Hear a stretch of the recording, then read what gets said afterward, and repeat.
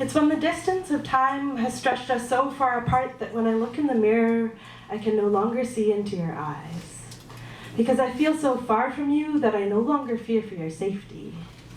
The wounds caused by your bliss, your state of consciousness, your letting things go amiss, the wounds you cause, lost in the abyss of your inspiration, are suddenly forgotten. And I forget the reasons why all of these things hurt people. It's when all of this happens, and I no longer look at your words with a desire for revision, and I no longer see their words and see only derision. Some call this perspective. I call it erasing the pain from my memories until I barely see its traces. I am left with a beautiful picture, left without the faces painted with hurt and worry and fear, left with those memories. Beautiful images that are still etched into my mind because we are the same person. We both lived this. See, it's my separation from you that allows me to see our encounters as a good thing, because you're close enough that I still think of you, and you're far enough away that I forget how much hurt you caused. Because I think we both have mixed feelings about each other.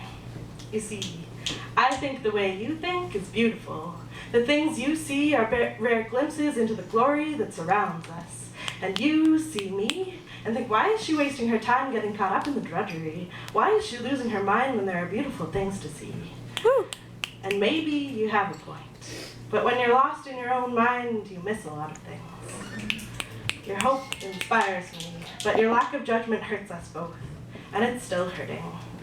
And maybe this sounds like another breakup poem, but it isn't one, because I can't break up with myself. Your eyes are mine, our heart has felt the same things, and you see why perspective is difficult here. Or maybe it's very easy, depending on your perspective, because if you mean the distance from something you need in order to be objective, then I don't have that.